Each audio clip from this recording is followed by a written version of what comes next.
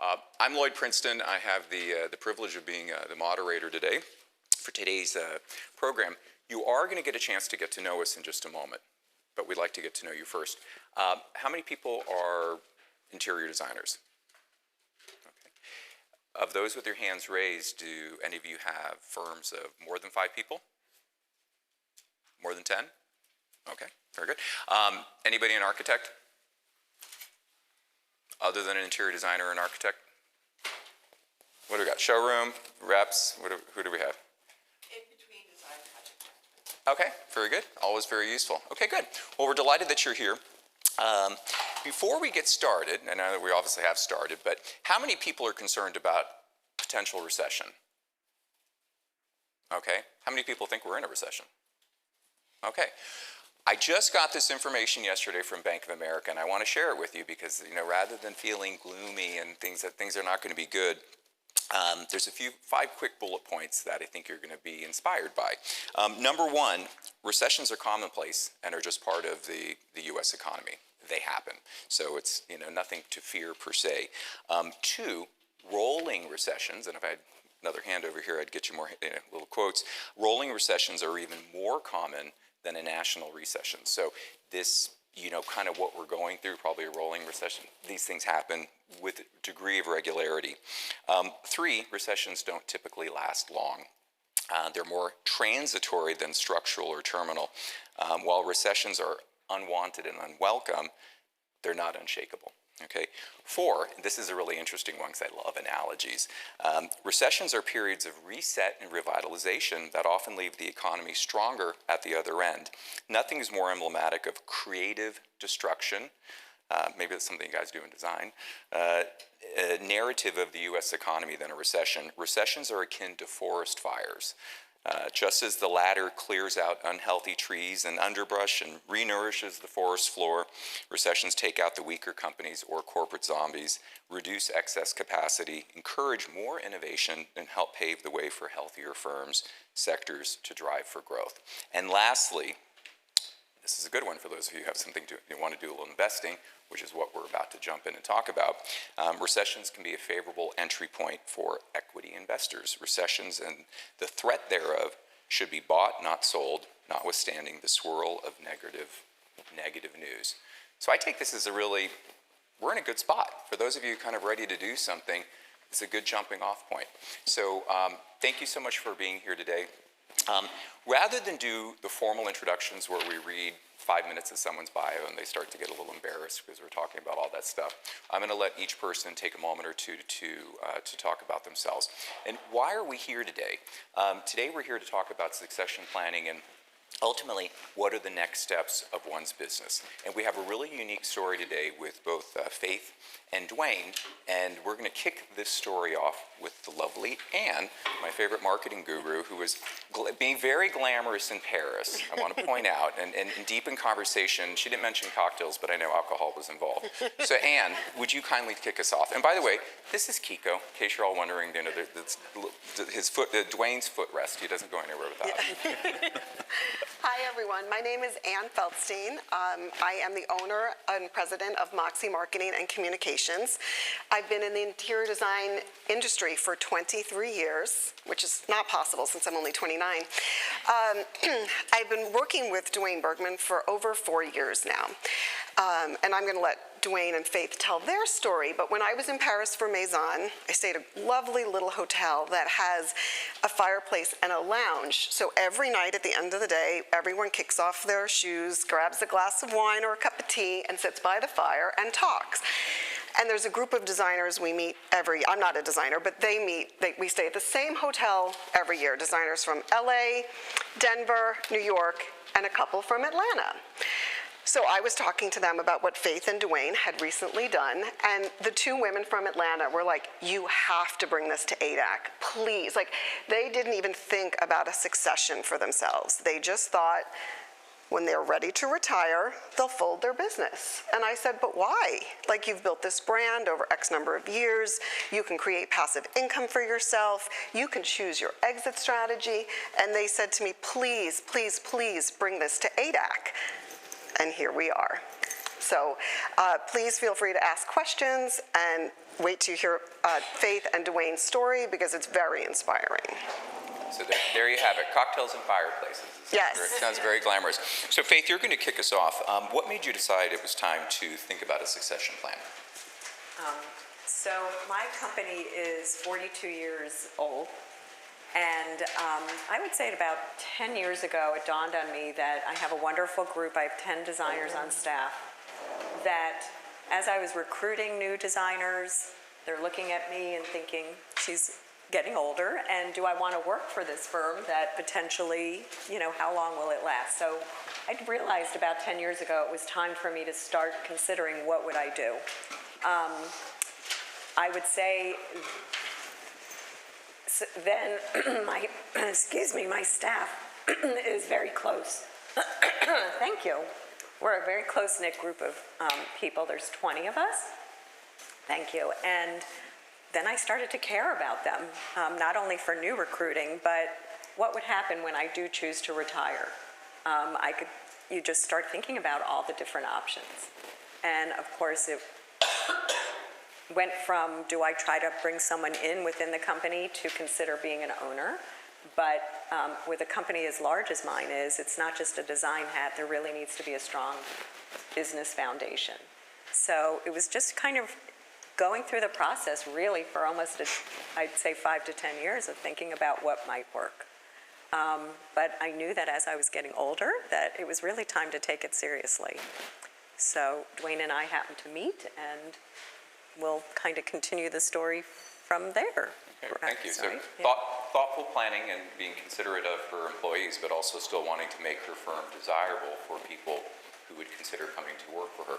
So that fateful day or evening in Paris, Dwayne, at that time, and I happen to know that Dwayne is a second career designer, as many people are, having come from a career in finance. So, he's got a good business mind, the business aspect that Faith mentioned. Were you thinking about acquiring a firm when you had met Faith? So I had started the process of purchasing a firm on the east coast of Florida prior to COVID. And so the idea of expanding my firm and continuing to launch in a different direction was something that was a part of my business plan and part of a 5-year strategy that I wanted to execute. So the idea of expansion and looking at another firm and going through the due diligence process had already occurred, so it wasn't a brand new conversation. And one of the first questions Faith asked me after some casual conversations was, have you ever thought about expanding your firm? To which I said, actually, I just completed this process. And right at the onset of COVID, we discontinued the negotiations with that particular firm just because of the uncertainty. So I was probably about 85% of the way through the due diligence stage and had gotten into the offer stage of that particular process. Had learned a lot through that, so it did help going into the first few discussions that Faith and I had talked about. And thank you for that. And at what point in the conversation, I'm assuming if you kind of begin with the end in mind, you're both working together now, and so did you come in, Faith, and say, hey, Dwayne, are you interested in buying a business, and I want out in 1 year, 2 year, 5 years? How did you guys broach that part of the conversation? And that, of course, leads us to how are you guys working together today? Faith, do you want to talk about this a little bit? Yeah, so I still love this industry. I hope everyone in this room really does appreciate what it does. It's something we all breathe at night, and I'm still just immersed in it. So I'm not ready to exit. So when Dwayne and I started talking, I said, I would like to have a plan in place, but you're not getting rid of me so easily, which is really ideal from a perspective of someone that's purchasing a company. So Dwayne did purchase my firm. As of January 1st of this year, he's now the owner. So there's an adjustment for me that I can't sign checks anymore. No. Hopefully a few other That was the first thing you took away. Yeah, No more checks. It's like, wait. Truly having been an owner, pretty independent for 42 years. but I fell in love with him. So it's easy to, we have a really special relationship. It starts with trust. That was number one. I lost my train of thought of where we were going with this. How are you working together? So we are working, and we'll definitely get into that. But I absolutely have committed a 5-year commitment that I'm going to stay on fully. And then there's an open end because I just don't know. I might want to work till I'm 90, and it actually suits what Dwayne and I will just continue to keep an open mind, what my strengths are, what I can bring to the firm. I love the fact that there's some options open for me, so. We're going to find Faith just very quietly somewhere between two fabric wings one day. That'll be her, the denouement. So then that, Dwayne, I think that leads us to a little bit about, operational, what's it like working with your partner, senior employee, and, how's your life changed now that you have two firms? Most of the time it's business as usual. Every now and then it's a little twist. I think it's also great to be transparent about there are challenges that you're going to face with employees, with vendors. So anytime you are making the commitment to take on a new business entity, you need to be prepared for the extra time, effort, and energy that it's going to take that on. So I think even with having a business owner who is staying completely committed into the process, you have to have regular communication. And if you can't carve out enough time to be able to communicate and continue, then you're probably setting yourself up for failure. So we have regularly scheduled meetings with our entire operations team from both Freestyle and Dwayne Bergmann, as well as Faith and I make it a point at a minimum every 2 weeks on a Thursday evening from 5 to whenever we stop drinking wine to make sure that we connect on a basis outside of, hey, this is going on, are you okay with executing this contract, or this is an opportunity, how do you want us to pursue it? And you need, I think, to have a relationship outside of just the core business task-related conversations. And that's been key for us. That's actually how we started this entire process, meeting after hours. It began as a social conversation. It became more and more direct as we continued to discuss. And we've recognized that that's important for us to continue to have not only regular communications on a business front, but regular communications just checking in. You can have a lot of different topics that come up, I think, in a casual environment. So, talking about fireplaces in Paris, so corporate tycoons meet on golf courses and at bars. I think designers, we want to have a little bit more of an intimate setting. So we have made sure that we've carved out that time. So Faith is set up as the president of Freestyle, so she still has major decision-making capacity. She sets the direction and tone of the projects that are coming in. And unless there is something that truly is outside of what we have discussed as a typical Freestyle project, she has the complete autonomy to put contracts together, complete the negotiations, and move forward. When there are large projects, we have some major projects that have been presented to us recently. We present together as a team for those. Certainly within our geographic area, everyone is aware that we have this relationship, but to the market, it is still Freestyle Interiors. We've left that brand as a standalone brand in the marketplace.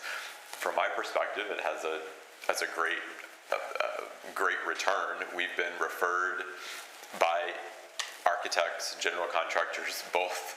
You want two names? Here's Freestyle, here's Dwayne Bergmann Interiors. I win either way, it's great.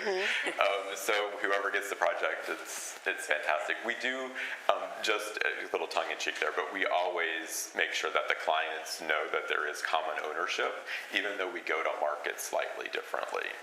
But it has worked out very well in that regard, and we've really embraced the not only the things that we have in common, but also the differences that we have, in our market and how we approach the design process.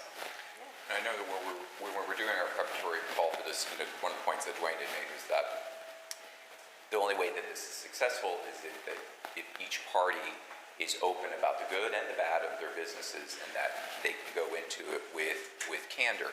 I'd like to actually just take maybe a step back, and because what kind of marketing challenge does this present? And even back between the merger of having still two separate identities. Any pre-planning stuff, or what kind of came to mind, or what challenges did you potentially foresee when your client says, hey, I want to buy another firm? What does this look like? Well, as I said, I've been working with Dwayne for 4 years, and he definitely keeps me on my toes. He's a very different type of client, and I really enjoy that. So I knew when he was thinking of acquiring the firm on the East Coast, I knew when it fell through, and I knew when he found Faith, and he was thrilled that he found Faith and Freestyle. So we had talked, and I had come up with a communications plan, because you want to communicate to your community, you want to communicate to your employees, your vendors, as well as past and existing clients. We know that so many referrals come from past and existing clients, so that's an important communication. And then we worked very closely on that. We knew the timing, and then I'm sure you've all heard of Hurricane Ian, and their communities were hit very hard. And while we knew they were coming together, nobody else did. But both Dwayne and Faith opened up a relief center in Dwayne's warehouse. They provided water and food and diapers and necessary items for people that were without homes. So it actually created this natural partnership. And then when it was time to announce in January, the approach that we took was that due to the tragic events of Hurricane Ian, these two businesses came together and realized that they're stronger together. So it ended up being a wonderful way to communicate how they were working together.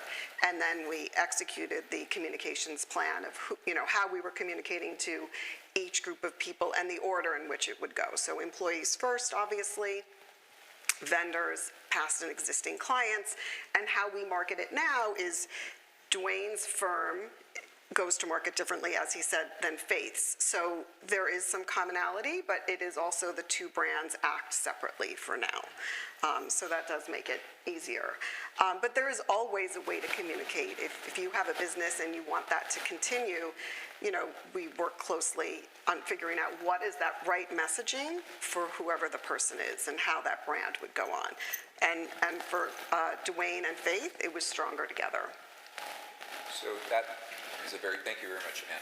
That's an excellent segue then to the idea of succession planning in general. In this case, we're presenting a very powerful scenario of two like firms, merging, at least, joining in the financial sector, and then in time the brands will, I suppose, ultimately merge. Well, Yep. Never? Okay, so it's going to remain independent. I missed dinner last night. That was probably what I learned over dinner. But if you're sitting there going, whoa, this doesn't make sense to me because I don't have the money or the interest of buying another firm, you may ask yourself, is a succession plan necessary for a business owner? And that's the question I'm going to take. And the short answer is yes. I mean, you're in the business, you kind of start designing, you start running a business, and if you're a party of one, or maybe you have a couple of employees, what's the end? I kind of say, in business negotiations and, contracts, when you write a design contract, when's the project over? The project is over maybe when you do a final walkthrough and you have a checklist of these are the things that are outstanding items. But there has to be a beginning and an end. And I would suggest the same thing for your businesses. Will you just retire and shut the door? Which could be an option. But if you have a few employees, and I see you're shaking your head because you have people that are working for you, then what does that look like? Are you growing larger and acquiring another firm, or you just put something in place to succeed you? And if that is another employee who's on your team, or if you need to find that individual, that could very well be what your plan is going to be. But this actually has ramifications too, legally. What happens with your business? What if you die tomorrow? Hopefully that doesn't happen. Who's going to continue your projects? Who's going to pay your employees? I mean, these are kind of fundamental business questions that that need to be addressed, and that really is the purpose of succession planning. So the question is should every business have one? Absolutely. What's going to happen to my business when I'm no longer able to work in it? Hopefully with advanced planning, but sometimes not advanced planning. So, that's the purpose of that. Look, could I jump in for 1 second? Absolutely, please. One of the things that came up at our fireside chat in Paris was one of the designers said, I don't have anyone in my firm that would be either interested in taking over or they thought was a good fit. So one of the reasons that Lloyd is here is I came back and I said, well, I know Lloyd, and Lloyd is like the top talent search or headhunter, however you want to, yes, however you'd like to say it. I said, well, Lloyd is the perfect fit, because if you have a firm and you don't feel there's someone there that could take over that role for you, you work with Lloyd, and Lloyd can help you find that right person.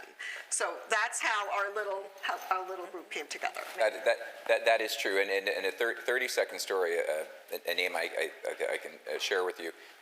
Jamie Drake has been a close friend and a client for decades, and it was during one of my birthdays. We were celebrating it together, and he goes, I think I've had enough. I think I'm ready to retire and do it, and I think we'll close the business. And I was aghast. I mean, you close the business. You've got this large entity, and things are churning, and why would you do that? And it was from that conversation that the idea of bringing someone else into the business to take over for him would make the next step. And he had thought of someone else, but then he ended up landing on Caleb Anderson, who actually used to work with him. And I often remember now, he goes, well, I wonder if he'd be willing to do it.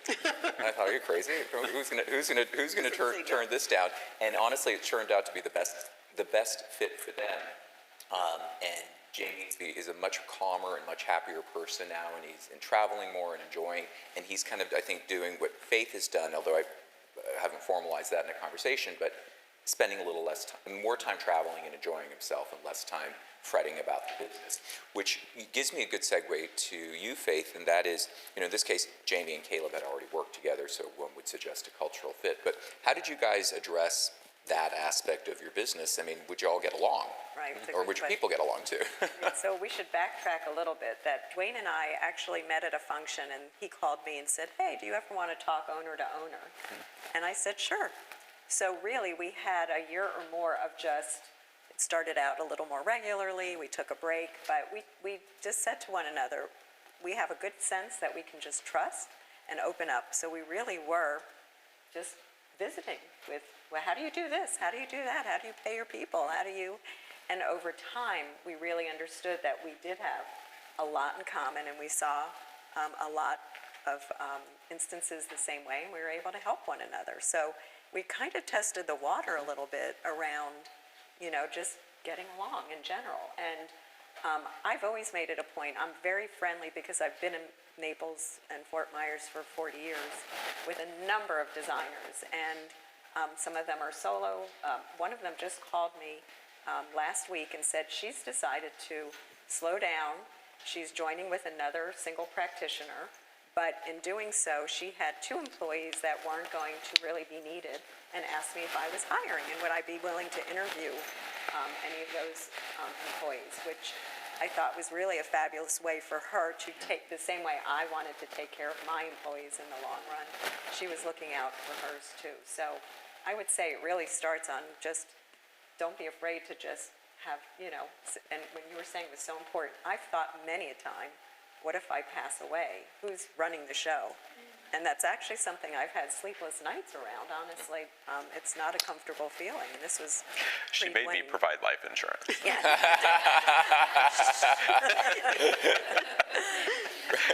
To the details of all the contracts. Which actually came from my If you're dead, attorney. it can still keep, that business can stay running. Which actually came from my attorney, which is saying that's a very important person, and the whole mix of things is getting good, advisors on your side. But, I would say that there's so many different mixes of, even if, I don't know if it's another fellow designer that you come up with a plan, should something happen to you, I don't know, I've never heard of that, but that certainly could have been an answer. It's called estate planning. I mean, Exactly. you're putting it in your will. Right. This is what happens to my business, and this is, how, and do you, to Dwayne's point, life insurance, do you have insurance on the business? If you have debts, who's gonna pay for them, and then how will your projects be finished, and, what happens to your employees? Dwayne, could you speak to, retention of existing employees? Well, we're gonna have a little love fest. Is it off stage for you? Goodbye, thank you. He got very excited about this, Faith. He's like, life insurance. Life insurance, tell me more. Dwayne. It's not my dog. It's my dog. Oh, too funny. Employee retention. Were you at all concerned about that? And are you concerned at all with Faith's employees not sticking around at some point in time, or? So that was probably one of the topics we discussed repeatedly, and the most often was, how are we presenting this message to both teams, the sequencing of what we were going to present, and what were the key points that we needed to stress and to make sure that each team's received, and how to customize that story. So we really extended our questions and our concerns to Anne, and I think that's where having a professional communications specialist to help guide you through the process really made the difference in our approach and communication. We have had no turnover from any of the conversations that we presented to our teams. The messaging was very well received, and from both sides there was a little bit more excitement. So we have a little bit of a different scenario than some firms, and we want to make sure that when we get into the question phase of this, if you are a smaller firm of 1 to 2 or 3 individuals, I think we can share with you some things that would be very beneficial for you as well. But we both have large firms, so 20 to 25 employees per firm. I think we are just under 50 now as a combined entity. So it does make a difference with job growth and expansion and resources. Even as a larger firm of 20 or 25, there are still limitations of operational support, project management support, logistics support, accounting and finance.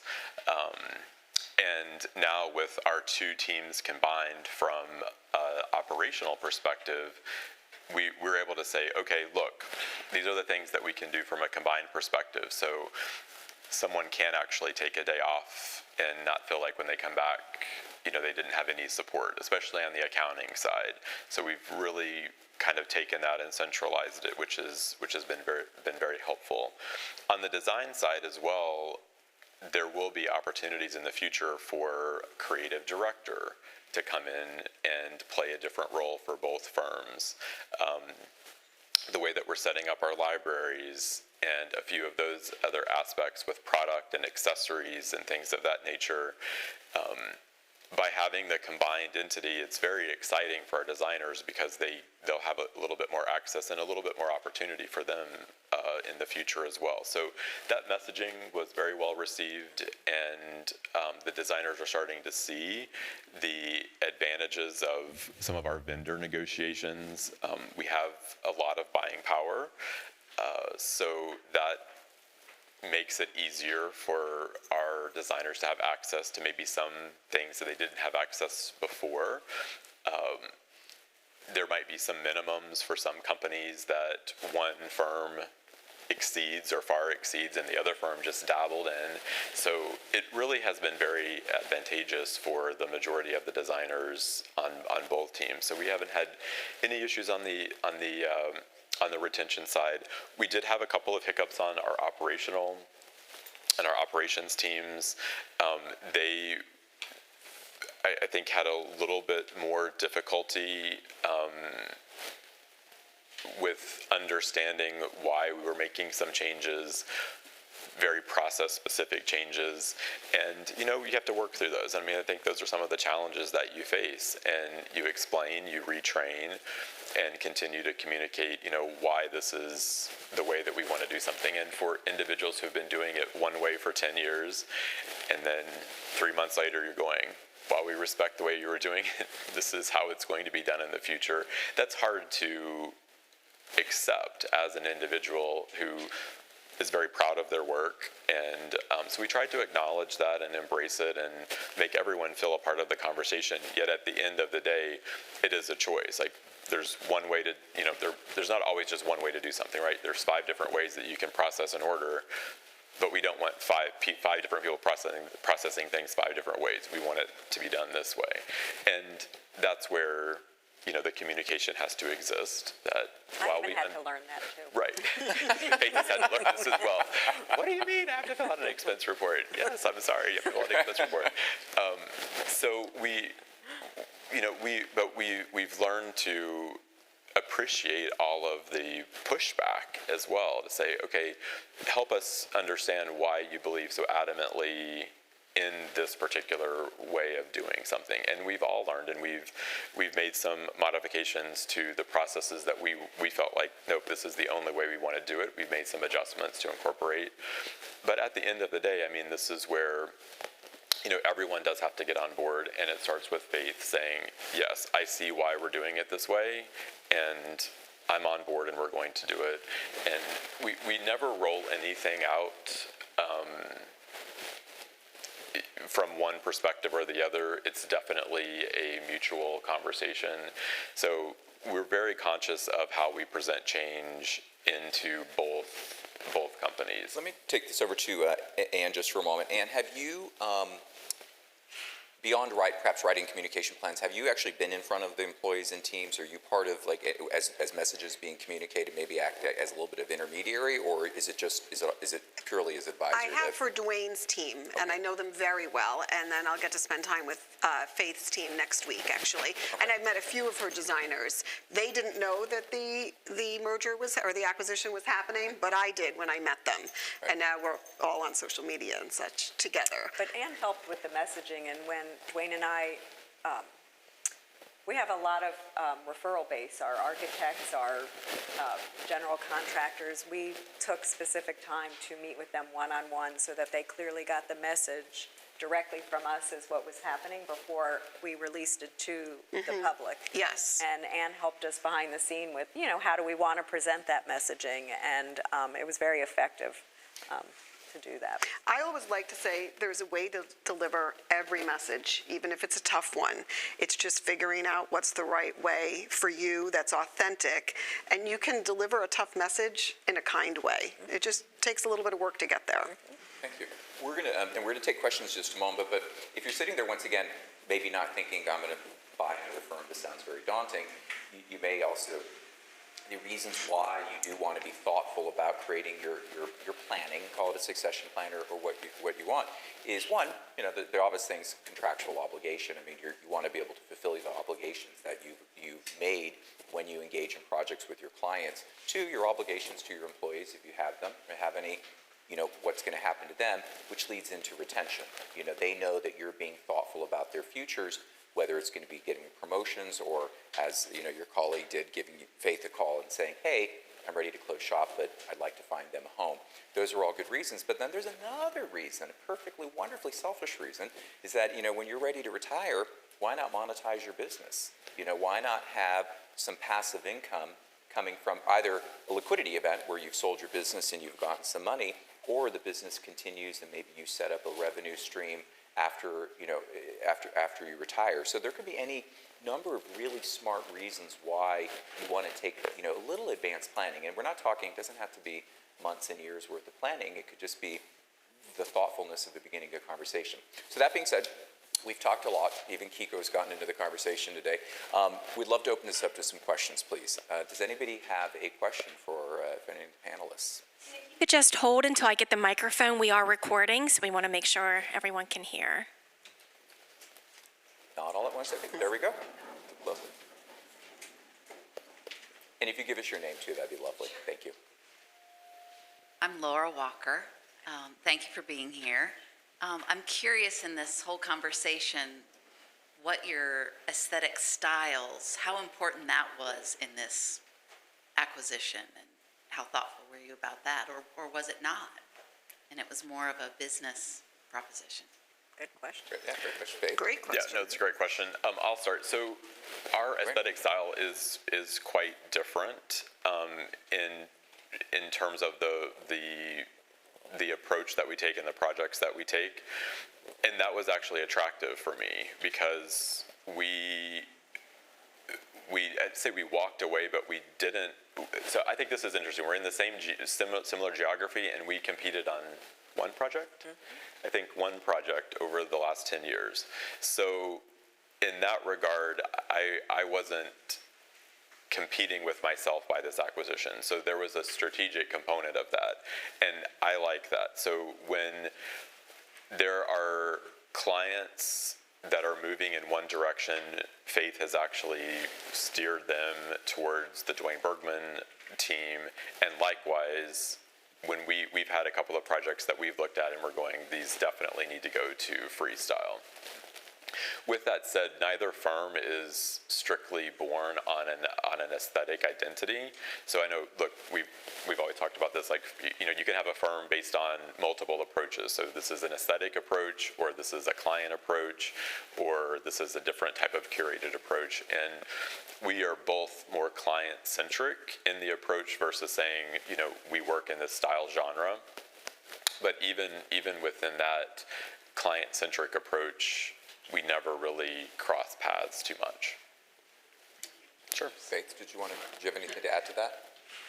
The interesting thing is that we meshed so well because of our locations. We're in a small area, but Dwayne is 30 miles away, and so we kind of cover a whole territory, even though we're so close to one another.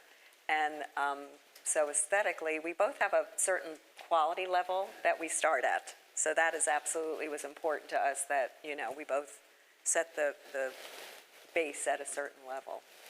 Do you have minimum budgets? We have. So it's a great question, and it's a new adoption for my firm. Faith had informed me early on in the process that she was moving towards minimum budgets. So when we jumped in with a very high minimum budget. So that is a delineation for us now as well. So we start with a much higher number than Freestyle does at my firm, and that's really helped figure out which projects need to go to which firm as well. Thank you. Other questions? Hi, Melissa Peace Design. 2 questions. One, what is the hotel in Paris? The Hotel Esprit Saint-Germain. And it's right near the cathedral in Saint-Germain. And it's a lovely hotel, and I cannot wait to get there again in January. Thank you. And then my second question is valuation. To me, valuation is in 2 parts. One is on a personal level. How did you identify what was really important to you as a person and how you wanted to design your life? And then secondly, the business side of the valuation and the quantitative side. So how did you approach that, or did you have one advisor, 2 advisors? What was your approach to valuation? Great question. That's a deep question. Let's park the business question first, because do either of you want to touch on the personal aspect of it? Why don't you address the personal and I'll address the business? Because I'm the one without the feelings.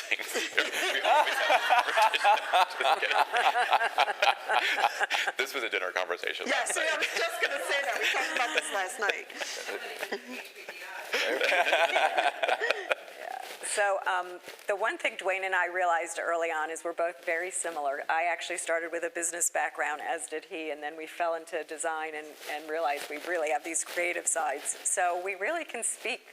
It's wonderful to be together and be able to just literally switch from, what do you think of this amazing, light fixture, to how do you book this on your side? So we value really the fact that we feel very easily collaborative, easily, enjoying. And I'm not sure if I'm answering fully the value of, I just want to. Your personal. What's important to you? How did you determine really what was important to Okay. you Yes. as a So- designer, what it meant to your life to go through the transition? Yeah, okay, personally, yeah. So it definitely was, I'm giving up my baby, after 42 years in some ways, but yet I'm very excited about the fact that the company can continue on.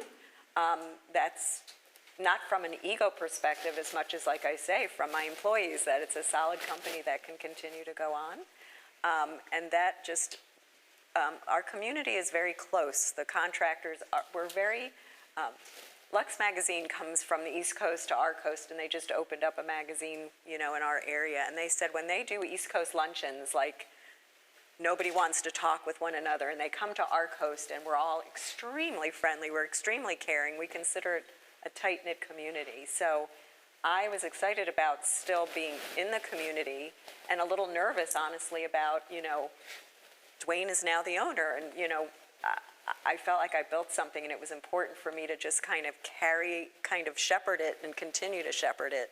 And so introducing Dwayne to my referral base, and then I feel like these next 5 years, it'll give all of those people an opportunity to get to know him more and appreciate who he is. So overall, I'm feeling really, really excited about the future, and he's really put a lot of wind under my wings, to be honest. I feel like this last phase of my career is being enhanced by being, in partner. We consider each other partners, I guess. Exactly. No, so I'll probably get a little bit more direct for the evaluation piece, but if I was asked the question for Faith, I would say that in addition to what she's expressing, one of her biggest ways of valuing the company was what exactly are your plans for the company, not just in the next 5 years, but what do you want to do with it? And one of the most attractive things about this was the Freestyle brand. So the reputation that Freestyle has, the networking, the referral base. So those have monetary implications, but also the fact that this is a well-known brand, and were my intentions to buy it and then slowly incorporate it into Dwayne Bergmann, or to keep it running as Freestyle? Like, what was that long-term plan? And that was a part of a lot of our discussions, and I truly think that was very important to you. Like, in addition to the monetary side, but like, what are you doing with my baby? Like, how are you going to treat this after I turn it over to you? And again, as a buyer in the process, the fact that it was Freestyle Interiors and not a named entity was very attractive to me. So one of the challenges of owning your own name brand and growing it to multiple different sizes, and also from a succession planning, it does create a different set of challenges. So Your name, your firm in particular. my name, my firm in particular, it does create scalability challenges. So I'm very much in love with and excited about the way that Freestyle is structured. So, for example, you hire me as my firm as your designer. The clients think I'm involved in every project, even editorial coverage. They want me involved in the editorial coverage. So it's not really fair to my designers that work on these projects relentlessly. And even when there's double coverage, I have to provide the quotes, I have to provide the oversight, and it just makes you feel differently, I think, as a designer, when you don't get all of the credit you deserve. Freestyle, it's Freestyle, Arlen McDaniels. That's it. It's not Freestyle, Faith Fix, and Arlen McDaniels. I love that. I love the fact that, an individual designer can work under this brand and this umbrella, and at the same time feel like they're, sort of running their own little design business as well to some extent. And so that part was extremely attractive to me, and I told Faith, in the beginning of our negotiations, that there's more for Freestyle and that brand, and I feel like we're creating, Freestyle is growing in volume and in clients and designers, and Dwayne Bergmann is sort of stepping back and saying, okay, this is the smaller entity, where when you are working with Dwayne Bergmann Interiors, I am fairly involved in each of the projects. otherwise it is more of a freestyle project. I'm going to jump in with a few prompts because I want to get you an even deeper answer, a deeper answer to the valuation question, and I'm also sensitive to the time that we have less in the session. So I'm going to toss a few things. And this is a quick one for you. 30 seconds, 45 seconds. How do you value a brand? How do you maybe give you a minute? How do you assign a value to that, do you think? There's a lot of research that goes into it. Like what Dwayne said, what I liked about Freestyle is each of the designers have their own Freestyle, then their name handle on social media, and it allows them all to shine.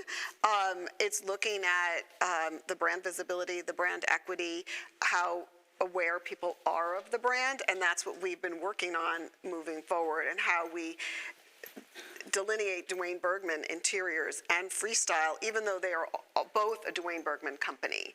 And that's actually really exciting and challenging for me. And we have great conversations, and then I come back to Dwayne and Faith and say, we need to talk, and let's do this. And we're working on a communications and email communication strategy for Freestyle to keep that brand going. We don't want Dwayne Bergmann, we want both brands to shine. So we're working to make sure that both brands shine. Dwayne's very much about Dwayne, and Freestyle is more about the overall company of Freestyle. And in one of our conversations, actually, it was a point that Dwayne had brought up, is that in advance of having, one of the first things you want to discuss in a conversation is agree upon in advance what the valuation methods are going to be. Whatever they're going to be, you want to agree to it in advance. You don't want to find yourself 6 months or a year down the line and going back and forth to go, well, no, I don't think that has that kind of value. And by the way, what does have value? I mean, there's a few basic things with business. Real estate. Do you own your real estate or do you lease it? And if you lease it, is it a really good lease? And is it assumable by someone else? Okay. If, those questions could be potential, there's value there. Do you have inventory? Do you have inventory as a design firm, furnishings, things that maybe you already designed, but you own it? And not necessarily your library. Library has value, and God knows you've hemorrhaged cash over the years putting things together if you don't come into the ADAC a lot, but there could be a little value around that. Cash in the bank, liabilities, business assets, that's an asset that actually has value to it. And if you don't have cash in the bank, well, then there's a lot less there too. The brand, as we were just discussing, that's going to be the trickier and probably the trickiest valuation. And then I would say, and I'm going to ask you guys to jump on that point, but just as kind of a primer, and then the clients. We have, Faith had over 40 years of a client base, and I guess the question would ask you is will the client stay with the firm when you leave?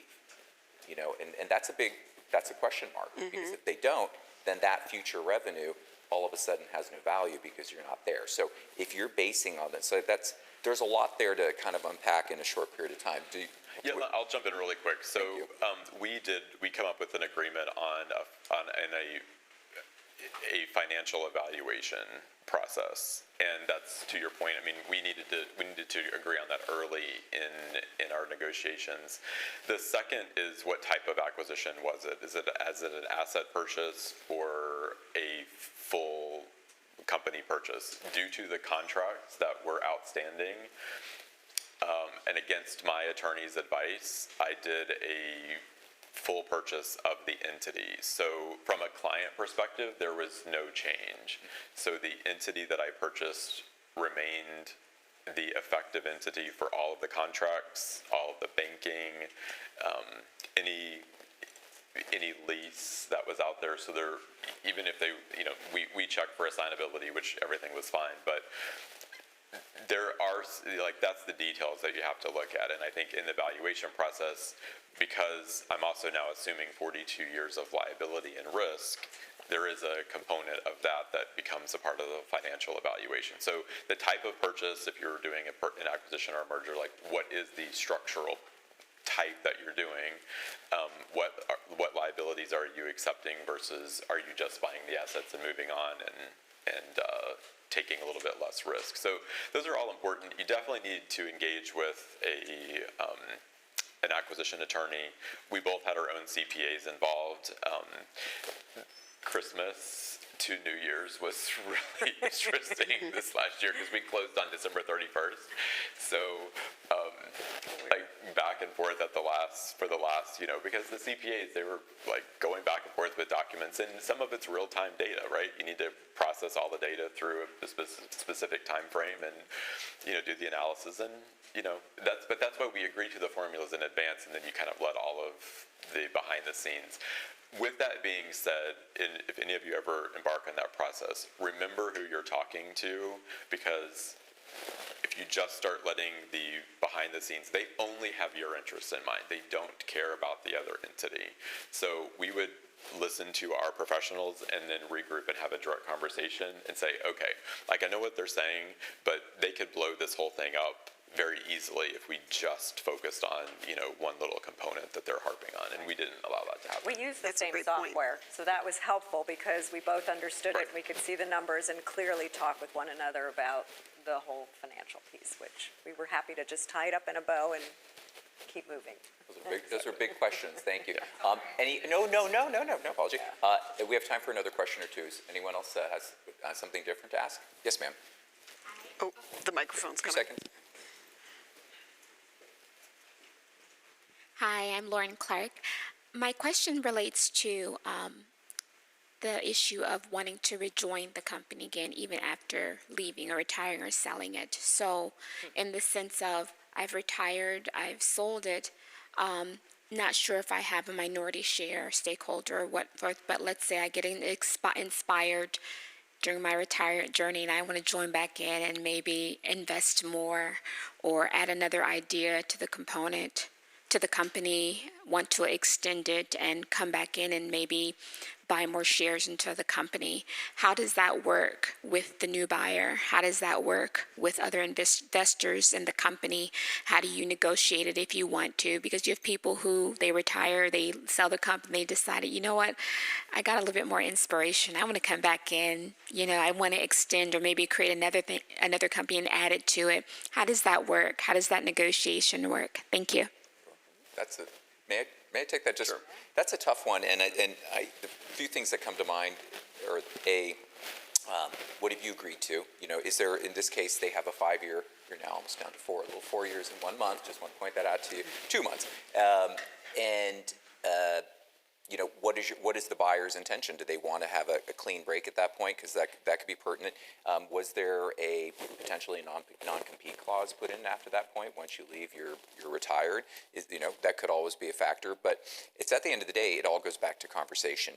Faith and Dwayne have maintained a very close rapport, and as Faith said, this is probably not my last act. I love being a designer, so you should probably go into it with, in your case specifically now, go into it with the intention that this isn't over. This is just a transition, and maybe you're transitioning your ownership interest, but that doesn't mean that you still can't be a designer, and maybe it's just time to go work for somebody else without the pressure and stress of having to do the 20 million things that it requires to run a business. And as a recruiter, I can tell you, call me, but as a recruiter, I would say, I get many people now who have owned their own businesses applying for positions that I have around the country because they're tired of being, the number one reason, I'm tired of working alone. It's, lonely at the top kind of thing, or even if they have 1 or 2 people, it's just a lot of responsibility to have to do business management, marketing, and all the things to get business. So, get a salary, have some fun, make it 9 to 5 or 9 to 6,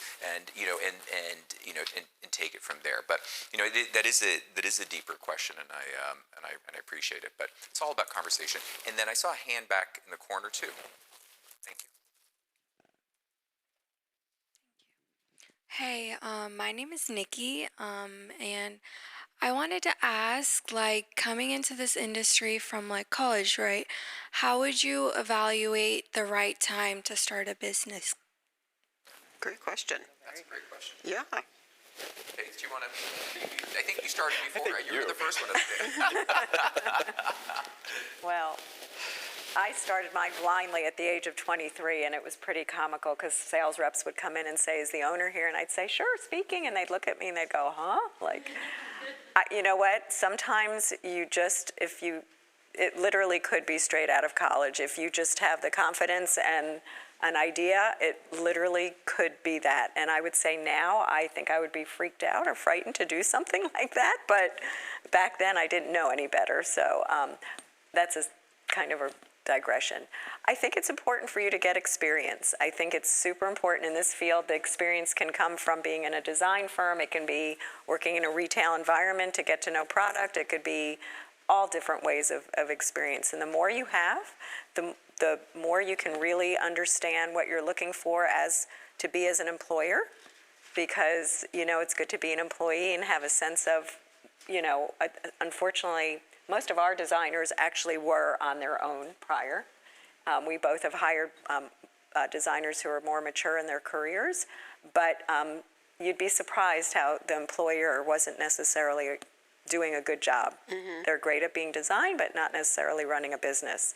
So I think all the experience you get, you're going to be amazed how much you're gathering, not only from a design sense, but who you want to be in your own business. And so I think really your gut will tell you when you're ready to take a leap. And Can I jump in and say something? As an entrepreneur, I realize I'm not a designer, but I worked in the corporate world my whole career. I was the VP of Communications at Cravat Inc. for 15 years, and I stepped down and opened up Moxie. It wasn't anything I ever thought I could do. I never thought I could pay my own taxes and do all that stuff. And then one day, I just knew it's what I needed to do. And I'm a big believer in jump and the net will appear, and that's what I believe now, and I love being an entrepreneur. I own 2 businesses. One's a CrossFit gym, one's a marketing company, and I love it. But I also had 25 years in corporate America, and I think what Faith says is so important. From my experience, I learned so much, one of it being how not to treat people, how not to treat employees, but you do gather so much experience from that corporate or working for someone else. It helps you build how you want your firm to be. I think that applies to whatever type of firm it is that you're, opening. Great. And we will have time for one more question. I'm going to encourage you we're getting ready to wrap up. If you would fill out your program evaluations before you leave, would be greatly appreciated. Greatly great to walk away with a really fun book that you could read on your next flight, wherever you're going. Yes. Does anyone have a... Yes, Mackenzie.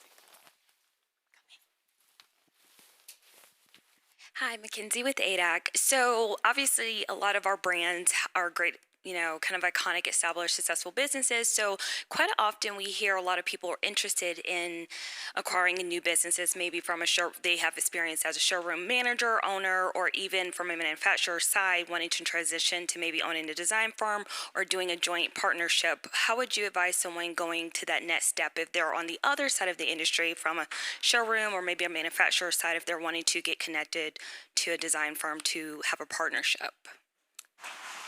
I think, very interesting Dwayne, I think that's for you.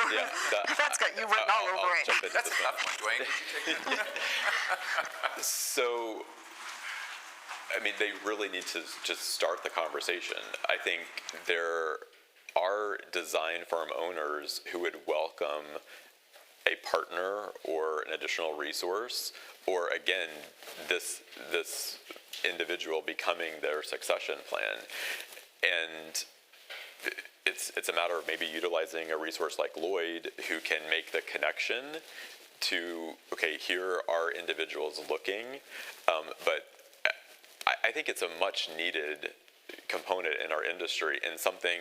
So I came from 15 years outside of the design world in corporate America, and when I opened my firm, I didn't feel like there were a lot of opportunities to go out and buy a firm. I even contacted a couple of business resale companies, and we have no idea who would be selling a design firm. So it's just not, mergers and acquisitions are not something that are very common in our industry. You just don't see a lot of it happening. And I do think we're reaching this sort of evolution of the changing of the guard, so to speak, where you have individuals who have been running their companies for 25, 30, 35 years. And Faith and I both, we have filled our teams with those individuals who just shut down, when in reality they probably could have sold or done something else with their business, but instead they shut down and came to work for someone else. So I would encourage anyone that you guys hear that come to you, reach out to Lloyd. I mean, this is what he does, is connect people, find if that's not the right avenue, find an avenue of connecting them together, because I think it's really smart business. And so if there is any entrepreneurial background and any business acumen, it makes a lot of sense to do this. And thank you for that. And one of the goes back to the valuation question too, and something that Dwayne had actually touched on the other day too, is for those of us that own, or I've owned my own company for 25 years too, it's oftentimes very tempting, particularly from a taxation perspective, to treat your company like a personal piggy bank, and you run as many expenses as you can through there. I think Kiko's on the payroll of my company too. But as you start to consider what you're going to do with your company, you really want to make sure that you start to separate out your personal expenses from business expenses, because that's going to affect the valuation too. Because if you have all these deductions coming out of it, you're showing that you're also not making as much money. But these are just things to start thinking about. And for those people who might consider buying into another business or into a showroom or something like that, you definitely want to zero in on that. Where's the money? What's it being spent on? Is it legitimate? All those things become part of it. And money is a very sticky subject with a lot of people. And a lot of people, I forgot, it was a CPA or somebody who told me, he goes, "God, my clients would rather talk about sex than talk about their financial lives." And I think that could very much be the case, with the case too. So I'm going to ask you to give a nice warm round of applause to our lovely panelists today. And as we move into the new year, be open about talking about money and sex. What do you say? Dwayne is so good at is he's very clear, direct communication, and I truly love that about him. If this is what he's looking for, he's clear about what he's looking for, as opposed to just testing the waters. And he always believes that ask a question, the worst that could happen is you don't get the answer you want, but you don't know till you ask the question. We talked about that yesterday too. And as someone in communications, it's shocking how many people really struggle to be direct. And it's one of my favorite attributes of Dwayne. I just want to add one more thing, is we love diversity in our own firms. So really, if it's someone that's worked at an ADAC, that worked in a showroom, or someone that's young and really on the ball and has great design sense, like a larger firm tends to sometimes have the ability to say, wait, they can fill a different role for us. So we really do love having diversity. Didn't you just hire someone, an older woman? Yeah, I have someone that's in her 70s, right? You just hired someone. I hired her because she's older than I am. But she brings something to the table. You were tired of being the oldest person in the firm. Very strategic on your part. Great eye for talent. But anyway, yeah. So I think that's the beauty of our industry, is it's really wonderful how much we can bring to the table. Agreed. Yes. Thank you very much, and we hope everybody enjoys lunch.